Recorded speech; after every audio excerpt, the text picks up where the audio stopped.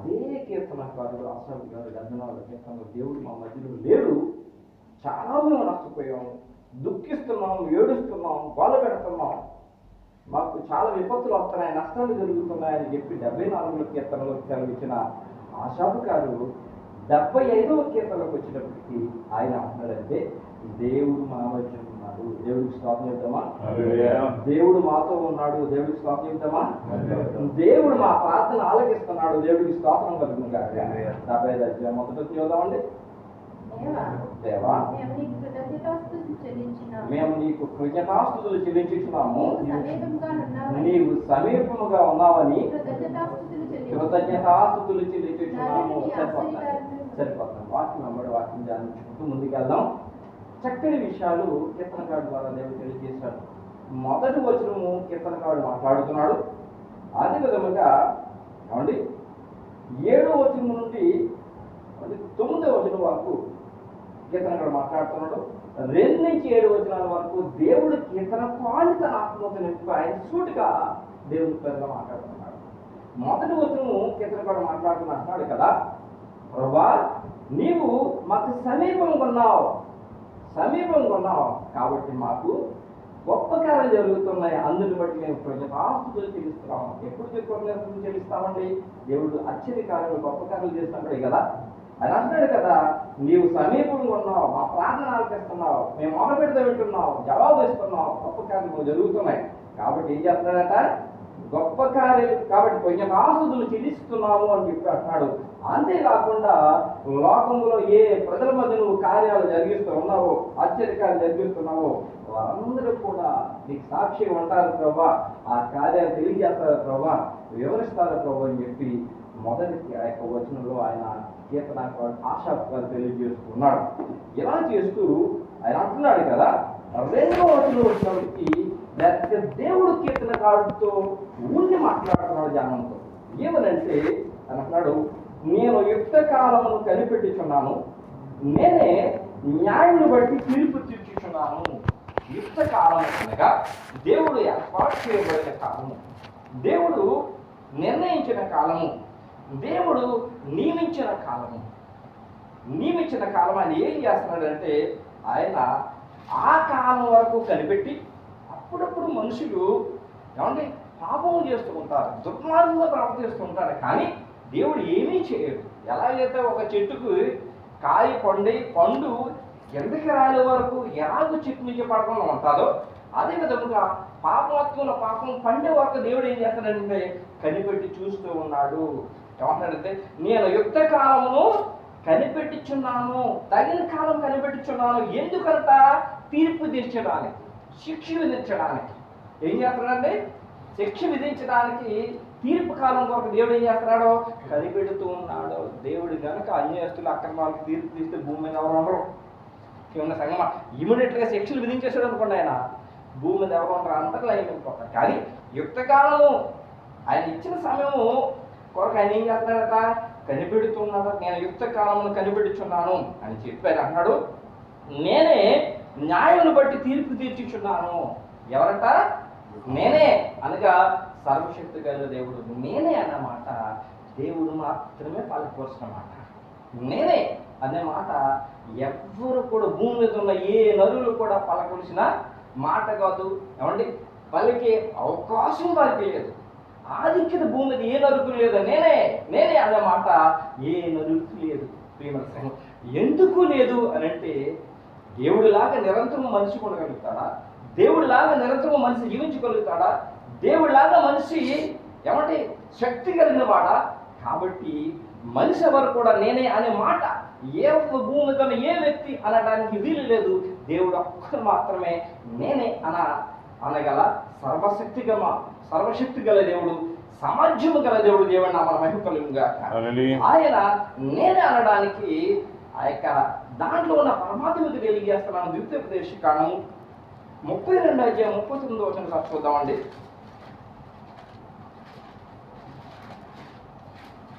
ద్వితీయోపదేశకాండము 32వ అధ్యాయం 39వ వచనం.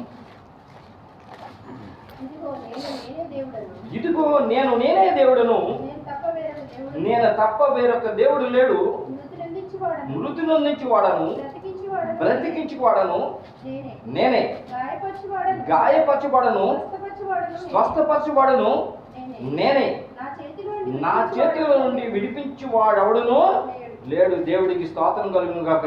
ఇదిగో నేనే దేవుడును, నేను తప్ప వేరొక దేవుడు లేడు. నేనే దేవుణ్ణి, ఈ యుగములు జీవించువాడు. భూత వర్తమాన భవిష్యత్తు కాలంలో నుండి సర్వాధికారి ప్రభువుల దేవుడు పరిశుద్ధుడు పరిశుద్ధుడు పరిశుద్ధుడు. భూత వర్తమాన భవిష్యత్తు కాలంలో మన తాతల కాలంలో ఉన్నాడు, మన తండ్రుల కాలంలో ఉన్నాడు, మన కాలంలో ఉన్నాడు, మన పిల్లల కాలంలో ఉంటాడు, వారి పిల్లల కాలంలో ఉండే దేవుడు జ్యోతిర్మయుడు, నిరంతరము జీవించేవాడు. నేనే అనడానికి ఆయన మాత్రమే సామర్థ్యము గలవాడు. అందుకే ఆయనే దేవుడు అనగా సర్వశక్తి గల దేవుడు, సమస్తము చేయగలవాడు, సమస్తమైన అధికారం గలవాడు. అందుకే నేనే దేవుణ్ణి, వేరొక దేవుడు లేడు అని చెప్పి అంటున్నాడు. ఏంటంటే మృతి నొందించి వాడను, బ్రతికించి వాడను నేనే. మనుషులకు ఒక ఆయుష్కాలం నియమించి ఏమంటే వారికి జీవం తీసుకోవడానికి, తిరిగి ఇవ్వడానికి సమర్థ్యం కలవాడను నేనే. గాయపరచువాడను, స్వస్థపరచువాడను నేనే. చిన్నపిల్లలు తప్పు చేసినప్పుడు తల్లిదండ్రులు ఏం చేస్తారు? రక్తం ఎత్తి ఏం చేస్తారు? భయపడతా ఉంటారు. అదే విధంగా దేవుని పిల్లలు పాపం చేసినప్పుడు కానీ, అన్యాయం చేసిన అక్రమం చేసినప్పుడు కానీ, లేకపోతే తిరుగుబాటు చేసినప్పుడు కానీ ఆయన బెత్తం ఎత్తువాడు. దేవుడికి స్తోత్రం కలుగును గాక. ఆయన బెత్తం ఎత్తువాడు. ఆయన బెత్తం ఎలా ఉంటుంది? మనుషుని సామర్థ్యం బట్టి మనుషుల బెత్తం ఎంత ఉంటారు? 6 మీటర్లు ఉంటారు. ఆయన బెత్తం ఏంటి? ఆయన బెత్తం ఏంటో కింద చూపిస్తున్నాడు. ఆయన తీర్పు ఏంటో కింద చూపిస్తున్నాడు. చూడండి, 3వ వచనం. 75 కీర్తన నుంచి చెప్తున్నాం. 75 కీర్తన 3వ వచనం. భూమియు దాని నివాసులందరూ లయమగునప్పుడు నేనే దాని స్తంభమును నిలుపుదును. ఆయన తీర్పు గురించి చెప్తున్నాడు కింద. భూమియు దాని నివాసులందరూ లయమగునప్పుడు నేనే దాని స్తంభములను నిలుపుచున్నాను. అంటే ఎవరికి తీర్పు తీర్చున్నాడు? భూమి మనుషులకు. ఎలాగనంటే భూమియు దాని నివాసులందరూ లయమగినప్పుడు, భూమియు దాని నివాసులందరూ ఎప్పుడు లయమగుతారు? ప్రియమైన సంగమా, మనం అనుకున్నామంటే కడల కాలంలో, అంత్యకాలంలో ఒక యేసుక్రీస్తు వచ్చి వెళ్ళిపోయిన తర్వాత భూమి అంతా కూడా లయమైపోతామా? అది కాదు. ఆ విషయాన్ని పేతురు పత్రికలో పేతురు సెలవిస్తున్నారు. పేతురు పత్రిక 3:10 ప్రభు దినమందు పంచిపోతాం మిక్కిన వేండ్రము కలిగి ఏమైపోతాయి? లయమైపోతాయి. ఆ తీర్పు అది కడవర కాలం కాదు. ఈయన అనాది భూమి ఆకాశం కలగజేసి భూమి మీద నరులు చేసిన దినము నుండి ఆది ఆదాము అవ్వల ఏదైనా తోటలో పాపము చేసిన నాడు మొదలైంది తీర్పు. ఆ నాటి నుండి ఈనాటి వరకు కూడా ఆయన తీర్పులు బయలువెళ్తూ ఉన్నాయి. భూమి మీద ఆయన తీర్పులు బయలువెళ్తున్నాయి. ఆదాము అవ్వ పాపం చేసినప్పుడు వీళ్ళిద్దరే ఉన్నారో, ఎందుకు నేను శిక్షిస్తాను అనుకోలేదు. అందుకే మా దేవుడు నీతిమంతుడు, న్యాయవంతుల దేవుడు. అందుకే వాళ్ళు ఏం చేశాడంటే ఆ ఏదైనా తోటలో ఏం చేశాడు? త్రోసి వేశాడు. అక్కడి నుంచి మొదలైన తీర్పులు ఆయన అంటున్నాడు. తీర్పు మొదలయ్యి ఆయన ఏం చేస్తున్నాడంటే భూమి మీద ఉన్న వారిని శిక్షిస్తూ, ఎవరైతే పాపం చేస్తారో, ఎవరైతే అక్రమం చేస్తారో, ఎవరైతే అన్యాయం చేస్తారో వారిని, ఇప్పుడు ఇందాక చెప్పుకున్నాం కదా, బెత్తము. చిన్నపిల్లలు తప్పు చేస్తే తల్లిదండ్రులు బెత్తమించి కొడతానే. ఆయన బెత్తం ఏమిటంటే భూమి. ఆయన బెత్తం ఏంటంటే సముద్రము. ఆయన బెత్తం ఏంటంటే ఆకాశము. ఆయన బెత్తదంటే సూర్యచంద్ర నక్షత్రాలు. దేవుడికి స్తోత్రం కలుగునుగా. పంచభూతములే ఆయన బెత్తములు. దేవుడికి స్తోత్రం కలుగునుగా. అంటే భూమి ఎవరి వశంలో ఉంది? దేవుని వశంలో ఉంది. భూమికి పునాదులు ఆయన వశంలో ఉన్నాయట. కీర్తనకారుడు తెలియదు, ఆయన వశంలో ఉన్నాయట. పరిశుద్ధ గ్రంథంలో ఇలా రాయబడి ఉంది. చూడండి, మొదటి సమూయేలు గ్రంథం 2:8 చూడండి.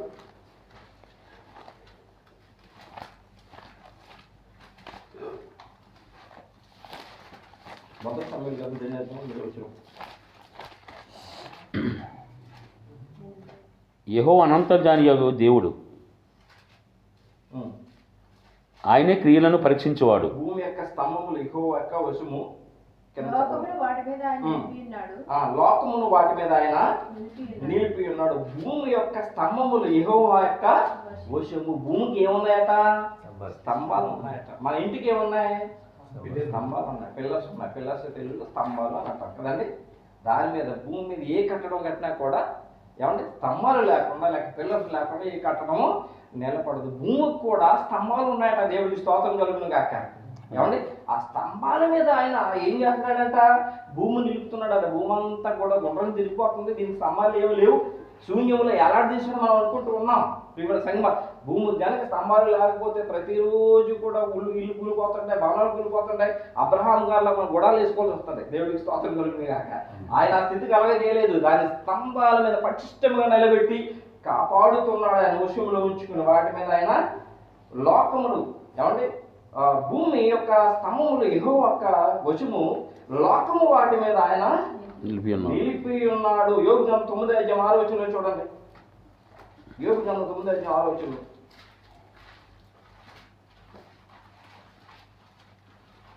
భూమిని దాని స్థలములలో నుండి కదిలించువాడు ఆయనే, దాని స్తంభములు అదర చేయువాడు ఆయనే. దేవుడికి స్తోత్రం కలుగును గాక.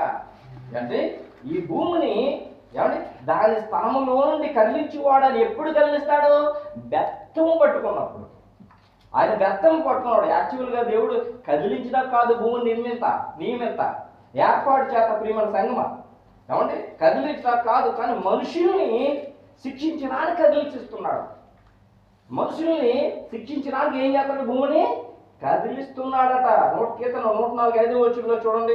ఎన్నటికీ కదలకుండా ఆయన స్థిరపరచాడట. కీర్తన 104:5 చూడండి. భూమి ఎన్నటికి కదలకుండానట్లు ఆయన దానిని పునాదుల మీద స్థిరపరిచెను. దాని మీద అగాధ జలములను నీవు వస్త్రము వలె కప్పితివి. కొండలకు పైగా నీళ్లు నిలిచెను. సరిపోతుందండి. భూమి, ఏమండి, కదలకుండా దాని స్తంభముల మీద, దాని పునాదుల మీద ఆయన స్థిరపడితే, ఏమండి, కదలకుండా, ఏమండి, ఎన్నటికీ కదలకుండా దాని మీద భూమిపై అగాధ జలములను, మనుషులు వెళ్ళలేనంత అగాధ జలములను వస్త్రం వల్లే కప్పిన సర్వశక్తి గల దేవుడు అంట. ఆ దేవుడు ఏం చేస్తున్నాడంటే, ఆయన భూమి, ఆకాశము, గాలి, నీరు, అగ్ని అయిన పంచభూతములు, మహాదూతలను, ఏమండి, ఈ సృష్టిలో పెట్టి భూమిని నడిపిస్తున్నాడు పంచభూతంలోగా. వాటిని ఏం చేస్తున్నాడంటే, మనుషులు దుర్మార్గులే, దుష్టులే, ఇష్టానుసారంగా జీవిస్తుంటే వారిని శిక్షించడానికి ఏం చేస్తున్నాడంట? కదిలిస్తున్నాడట. మీకా గ్రంథము, మీ ప్రవక్త మీకా తెలియజేస్తున్నాడు. మీకా గ్రంథం 6:2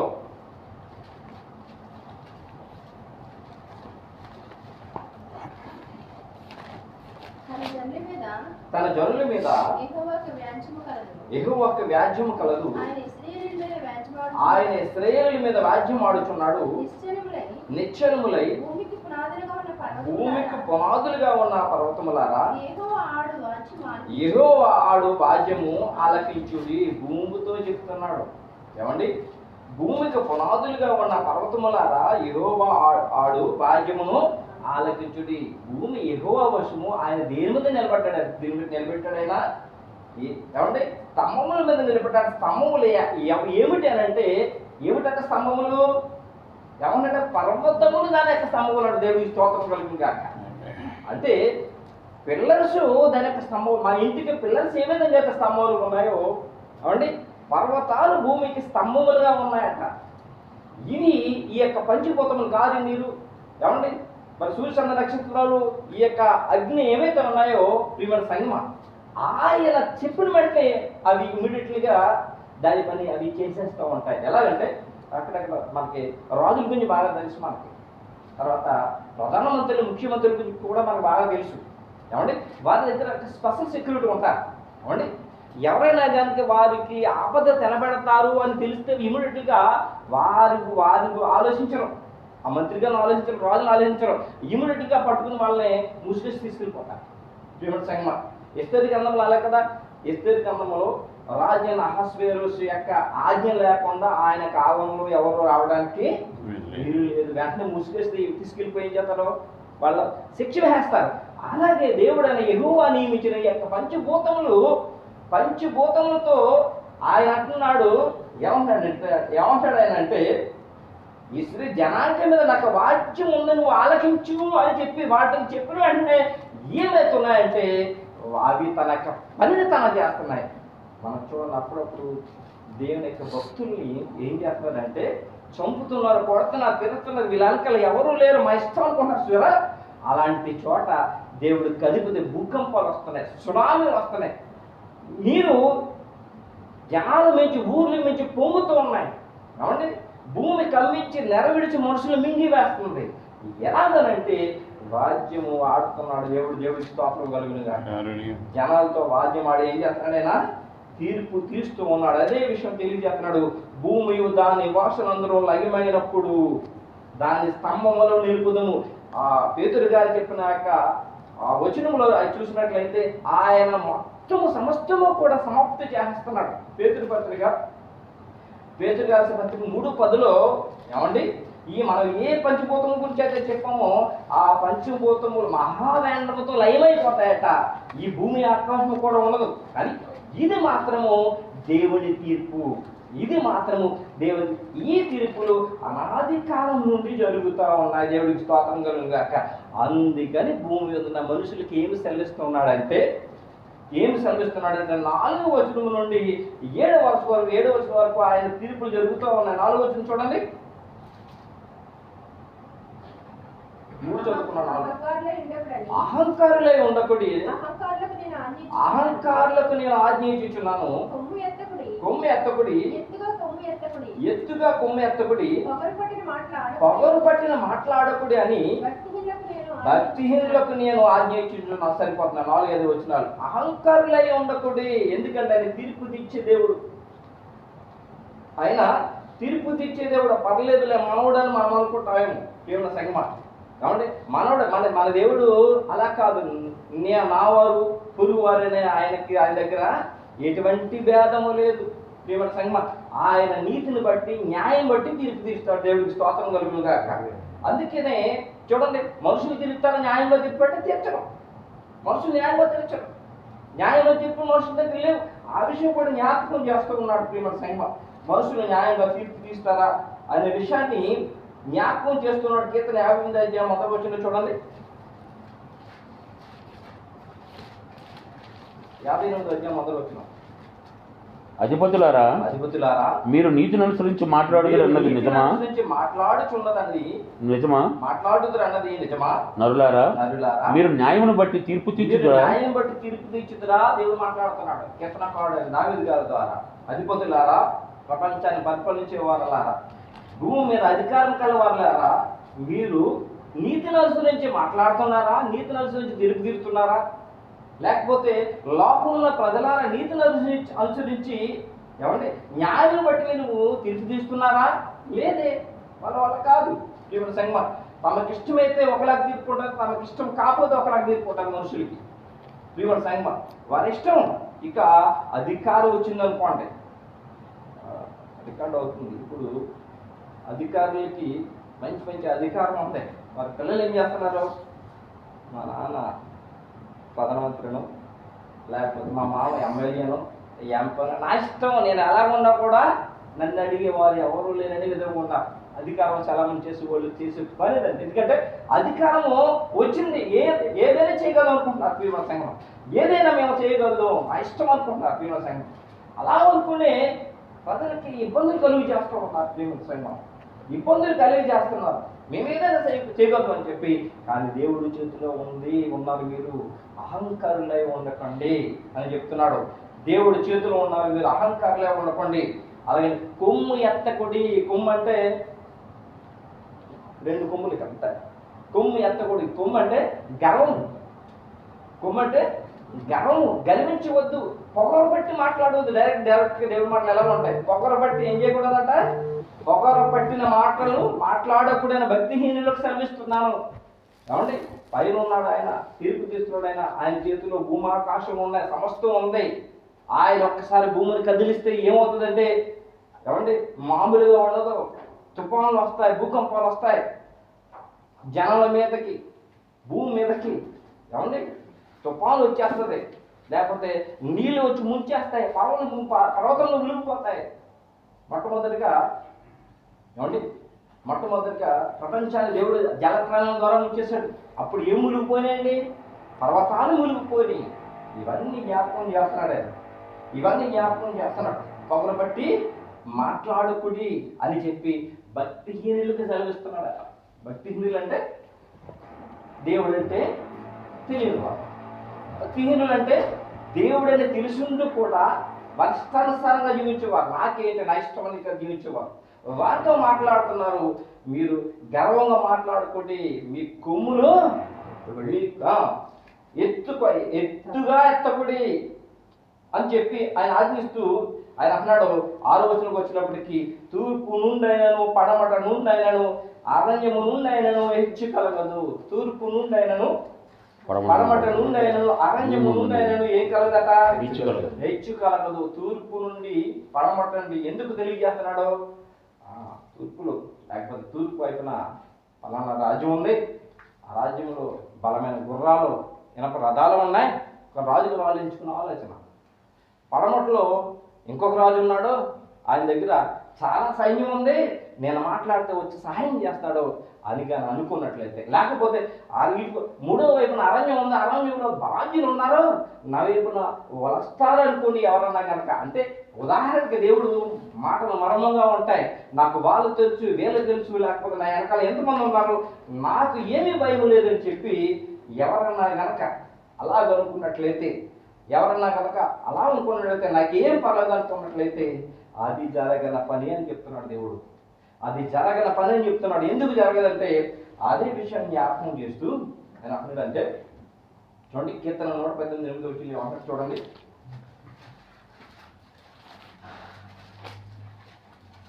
కీర్తన 118 మనుషులను నమ్ముట కంటే యెహోవాను ఆశ్రయించడం మేలు. రాజులను నమ్ముకున్నట్టు కంటే యెహోవాను ఆశ్రయించడం మేలు. మనుషులను ఒకవేళ మనుషులు నమ్ముకుని వెనకాల ఉన్నారంటే వారు ఎవ్వరూ రారు, వారమే వారు రక్షించుకోలేరు. ఇంక వారు వచ్చి వాళ్ళని ఎక్కడ కాపాడగలుగుతారు? నమ్ముకున్న వాళ్ళు ఎక్కడ కాపాడగలుగుతారు? ఏమండి? ఒకవేళ రాజులు ఉన్నారు, గుర్రాలు ఉన్నాయి, రథాలు ఉన్నాయి, ఇనప గుర్రాలు ఉన్నాయి, రథాలు ఉన్నాయి, గొప్ప సైన్యం ఉంది, వాళ్ళు కాపాడతారు, వారి ప్రాణం వాళ్ళు రక్షించుకోలేదట.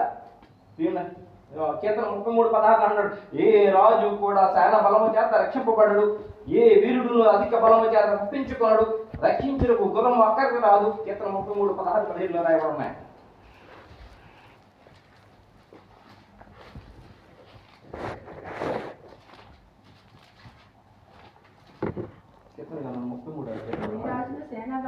ఏ రాజును సేనాబలము చేత రక్షింపబడడు, ఏ వీరుడును అధిక బలము చేత తప్పించుకొనడు, రక్షించుటకు గుర్రం అక్కడికి రాదు, అది దాని విశేష బలము చేత మనుషులను తప్పింపదు. దేవుడికి స్తోత్రం కలుగుగాక. ఒకవేళ కనుక నా కాళ్ళు ఉన్నారు, వీళ్ళు ఉన్నారు, ఆ రాజు ఉన్నాడు, ఆ ప్రధానమంత్రుడు, ముఖ్యమంత్రి ఉన్నాడు, ఎమ్మెల్యే ఉన్నాడు, ఆ లెక్కల కొద్ది జనం ఉన్నారు కనుక ఎవరన్నా అనుకుంటే వాళ్ళెవ్వరూ కూడా వారిని కాపాడలేరు. అందుకని కొమ్ము విషయంలో జాగ్రత్తగా ఉండండి. ఎక్కువగా ఎత్తుగా కొమ్ము ఎత్తుకోవద్దు అని చెప్పి మనుషులకు సెలవిస్తున్నాడు. ప్రత్యేకించి దేవుని నమ్ముకున్న వాళ్ళకి దేవుడు సెలవిస్తూ ఉన్నాడు. అంతేకాకుండా భక్తిహీనులైన వారికి ఆయన వార్నింగ్ ఇస్తూ ఉన్నాడు. ఇస్తూ ఆయన అన్నాడు కదా, 7వ వచనం వచ్చినప్పటికీ ఏమన్నాడు ఆయన? దేవుడే తీర్పు తీర్చువాడు, ఆయన ఒకరిని తగ్గించును ఒకరిని హెచ్చించును. తీర్పు తీర్చువాడు ఎవరట? దేవుడు. ఇంతవరకు తీర్పులు ఎవరు తీరుస్తూ ఉన్నారు? దేవుడు తీరుస్తూ ఉన్నాడు. ఆయన తీర్పు తీర్చేసినప్పుడు ఏం చేస్తాడట? ఒకరిని ఏం చేస్తాడట? ఆయన తగ్గిస్తాడట. ఒకరిని ఎవరిని ఎత్తిస్తాడు, ఎవరిని తగ్గిస్తాడు అంటే ఎవరైతే హెచ్చించుకుంటాడో, ఎవరైతే కొమ్ము ఎత్తుగా హెచ్చించుకుంటాడో, గర్వం మాటలు మాట్లాడుతుంటారో వారిని తగ్గిస్తాడు. ఎవరైతే తగ్గించుకుంటారో, ఎవరైతే దీనిలో ఉంటారో వాళ్ళు ఏం చేస్తారట? ఆయన హెచ్చిస్తూ ఉంటాడు. దేవుడికి స్తోత్రం కలుగుగాక. కీర్తన 147 చూడండి.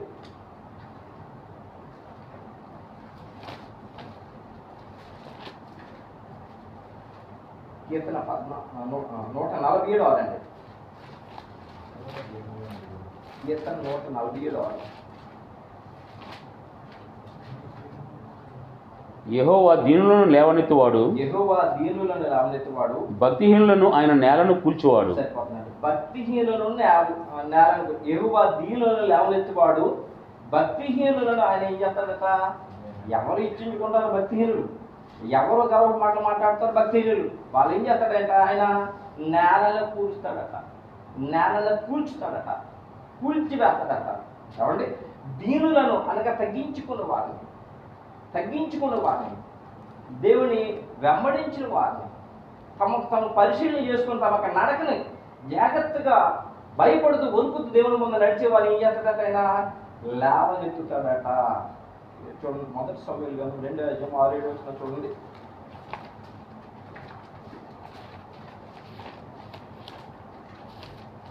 మొదటి సమయంలో 2:6-7 రెండవ అధ్యాయం. జనులను సజీవులుగాను మృతులుగాను చేయవాడు యెహోవాయే, పాతాళమునకు పంపుచు అందులో నుండి రప్పించువాడు యెహోవాయే. దేవుడికి స్తోత్రం కలుగుగాక. ఏమండి? జనులను సజీవులుగాను మృతులుగాను చేయవాడు ఆయనే, పాతాళముకు పంపించి రప్పించేవాడు కూడా ఆయన. 7వ వచనం చూడండి. యెహోవా దారిద్ర్యమును ఐశ్వర్యమును కలగజేయవాడు, కృంగజేయవాడును లేవనెత్తువాడును ఆయన. 8వ వచనం. దరిద్రులను అధికారులతో కూర్చుండబెట్టుటకు మహిమగల సింహాసనను స్వతంపజేయుటకును వారి మంటిలో నుండి ఎత్తువాడు ఆయనే. లేమి గల వారి కంట కుప్పల మీద లేవనెత్తువాడు ఆయనే. దేవుడికి స్తోత్రం కలుగును గాక. దావీదు గొర్రెల మేకలను కాచుకుంటున్నాడు. ఎక్కడ తీసుకెళ్ళి కూర్చోబెట్టాడండి? సింహాసనం మీద. దేవుడికి స్తోత్రం కలుగును గాక. దీనులైన వారిని ఏం చేస్తాడైనా? లేవనెత్తాడు. కాబట్టి గర్వించిన వారిని ఏం చేస్తాడైనా? గట్టి తినిపిస్తాడు, నేలను కూర్చుతాడు. ప్రియమైన సంఘం, అది ఆ తీర్పు ఎవరి చేతిలో ఉందట? దేవుని చేతిలో ఉంది. అందుకని భక్తిహీనులు అందరికి 8వ వచనం ఏం చేస్తుందంటే తీర్పు తీస్తూ ఉన్నాడు. ఎలాగ తీర్పు తీస్తున్నాడు చూడండి. యెహోవా చేతిలో ఒక పాత్ర ఉన్నది, అందులోని ద్రాక్షారసం పొంగుచున్నది, అది సంభారముతో నిండి ఉన్నది, ఆయన దానిలో పోయిచున్నాడు. భూమి మీద ఉన్న భక్తిహీనులందరూ మట్టితో కూడా దాన్ని పీల్చి మింగివేయవలెను. దేవుడికి స్తోత్రం. సరిపోతున్నారు. యెహోవా చేతిలో ఒక పాత్ర ఉన్నది, అందులో ద్రాక్షారసం పొంగుచున్నది, అది సంభారముతో నిండి ఉన్నది, ఆయన దానిలో పోయిచున్నాడు. భూమి మీద ఉన్న భక్తిహీనులందరూ మట్టితో కూడా దాన్ని పీల్చివేయండి. భక్తిహీనులు అందరికీ ఆయన ద్రాక్షారసం ఇస్తున్నాడట. ఏమిటి ద్రాక్షారం అంటే? అది మత్తు కలిగించే ద్రాక్షారసం అంట. ప్రేమ సంగమ, మత్తు కలిగించేది ఏదైనా తీసుకుంటే మనుషులు ఏం చేస్తారంటే తుడుస్తూ ఉంటారు కదా, తోలుతూ ఉంటారా? వాళ్ళు స్టడీలో ఉంటారు, వాళ్ళు ఏం చేస్తారో తెలియదు, ఎలా ఉన్నారో తెలియదు. అది దేవుడు భక్తిహీనులకి ఇష్టం ఉన్నాడట. దానిని మనము మన నూతన మతం గ్రంథానికి వచ్చేటప్పటికి పౌలు గారు ఏం తెలియజేస్తానంటే, కొరింథీయులకు రాసిన 2వ పత్రిక 4వ వచనంలో ఆ విషయాన్ని తేటగా పౌలు గారు తెలియజేస్తున్నారు.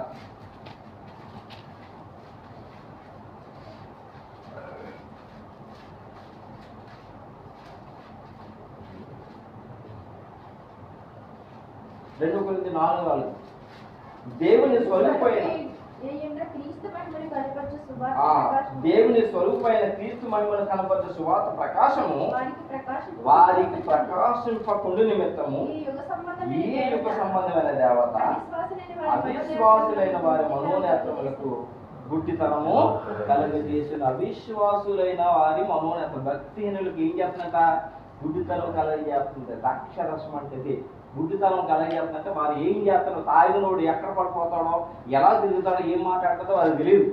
అదేవిధంగా గుడ్డితనం కలిగితే వారు ఏం మాట్లాడతారో, ఎలా ఉంటారో, ఏం చేస్తారో కూడా వాళ్ళకి తెలియదు. దేవుని వైపు కలిగి ఎలా జీవించాలో, ఎలా తగ్గించుకుని ఉండాలో ఎవరికి తెలియదు, భక్తిహీనులకు తెలియదు. ఇదంతా కూడా దేవుడు ఏం చేస్తాడంట? ఆ యొక్క యుగ సంబంధమైన దేవత వారి మనోనేత్రం గుడ్డితనం కలిగించేది చేస్తున్నాడు. ఈ ద్రాక్ష రసం వారికి అందరికి కూడా ఏం చేస్తాడంట? తాగిపిస్తూ ఉన్నాడట. ప్రియమైన సంగమం, అందుకే భక్తిహీనులు 10వ వచనం చూసినట్టుకి, భక్తిహీనుల కొమ్ములన్నింటినీ నేను వెరగొట్టెదను, నీతిమంతుల కొమ్ములు హెచ్చింపబడును. భక్తిహీనులకు కొమ్ములు ఉన్నాయి, అవి గర్వం కలిగినవి, దమ్మము కలిగినవి. ప్రియమైన సంగమం, అవునండి. నీతిమంతుల కొమ్ములు ఉన్నాయి, ప్రియమైన సంగమం, అవి తగ్గించుకునే కొమ్ము. నీతిమంతుల కొమ్ము అనే మాటకు అర్థము కీర్తి. కొమ్ము అనే మాటకు కీర్తి అండి. ప్రియమైన సంగమం, పేరు ప్రతిష్టలు. ఇవి నీతిమంతులకు ఉంటే వాళ్ళు ఏం చేస్తారంటే, ప్రియమైన సంగమం, హెచ్చించుకోకుండా క్రమం ప్రకారం దాన్ని వాళ్ళు వాడతారు, ఉపయోగిస్తారు. అదే గర్విష్ఠులకి, అవినీతి మంతులకి ఆ యొక్క మరి పేరు పరిస్థితులు వస్తే అవి దాన్ని ఏం చేస్తారంటే నాశనానికి ఉపయోగిస్తారు. అందుకని చెప్తున్నాడు, నీతిమంతుల కొమ్ము, నీతిమంతుడికి ఇవ్వబడిన కీర్తి ఏదో ఉందో, నీతి మంతులకు ఇవ్వబడిన ప్రతిష్టలు ఏవైతే ఉన్నాయో ప్రియమైన సంగమా, అవి హెచ్చింపబడును, అవి వారికి సదాకాలం ఉంటాయని చెప్పి ఇవన్నీ చూసిన తర్వాత కీర్తనకారుడు విని ఒక డిసైడ్కి వచ్చేసారు. ఆసాపు గారు దేవుడు మాట్లాడిన విన్న తర్వాత అవినీతి మంతులందరూ కూడా ఇలాగూ వాళ్ళందరికీ దేవుడు ఇలాంటి తీర్పు తీరుస్తున్నప్పుడు ఆసాపు గారు ఒక డిసైడ్కి వచ్చేసాడు. ఏమనంటే, అయ్యో నేను అలా ఉండను, అవినీతి మంతులాగా ఉన్నాను, భక్తిహీనులాగా ఉన్నాను, గౌరవ మాటలు మాట్లాడను, ఏమంటే ఎత్తుకో అన్నాను, నేను ఎలా ఉంటాను అని అంటే 9వ వచనం చెప్తున్నాను చూడండి. నేనైతే నిత్యము ఆయన స్తుతిని ప్రచురము చేయదు దేవుడికి స్తోత్రం కలుగును గాక. ఎవరి స్తుతిని? సర్వశక్తి గల దేవుని స్తుతిని, భూమి ఆకాశం కలగజేసి స్తుతిని, భూమిని పర్వతం మీద పునాది మీద నిలబెట్టి దేవుని స్తుతిని ఏం చేస్తాడట? నిత్యము ఏం చేస్తాడట? ప్రచురము చేస్తాడట. అంతేకాకుండా ఏం చేస్తాడట? యాకోబు దేవుని నేను నిత్యము కీర్తించేతను. యాకోబు దేవుని కీర్తిస్తే ఏం కలుగుతుంది? కీర్తన 20 వచ్చిన నుంచి 4 వచ్చిన వరకు చూడండి, ఆ గొప్ప ధన్యత. కీర్తన గ్రంథము 20 మొదటి వచ్చిన నుంచి 4 వచ్చినారు. ఆ దేవుని భయభక్తి కలిగి ఉంటే, ఆ దేవునికి సంసారంగా జీవిస్తే, లోబడి ఉంటే, విధేయత కలిగి ఉంటే ఆయనకి ధన్యతలు. ఆపత్కాలము యెహోవా నీకు ఉత్తరమిచ్చును గాక. యాకోబు దేవుని నామము నిన్ను ఉత్తరించును గాక. దేవుడికి స్తోత్రం కలుగును గాక. ఆపత్కాలము యెహోవా నీకు ఉత్తరమిచ్చును గాక. ఇంటికి ఆపత్కాలంలో దేవుడిని మొరపెట్టాడు. రాజు ఆ యొక్క శత్రురాజులు వచ్చి ఆ రాజ్యం చుట్టూ గుర్జు వేశారు. బయటికి వెళ్ళడానికి అవకాశం లేదు. కరువు, మహాభయంకరమైన కరువు చేసింది. ఏమండి, గాడిద తల 5 రూపాయలు అమ్మిందంట. ఈ రోజుల్లో 5 రూపాయలకి 50,000 భీమన సంగమ. అంత భయంకర, మనుషులు పిల్లలు చంపుతుంటారట. అంత పరిస్థితి వచ్చేసింది. దేవుడికి మొరపెట్టాడు. ఏమండి, దేవుడికి మొరపెట్టాడు. వెంటనే దేవుడు ఏం చేశాడంటే ఒక దేవదూతను పంపించి శత్రువుల 180,000 మందిని ఒక్క రాత్రి కాలం మంది నశింపజేశాడు. దేవుడికి స్తోత్రం కలుగును గాక.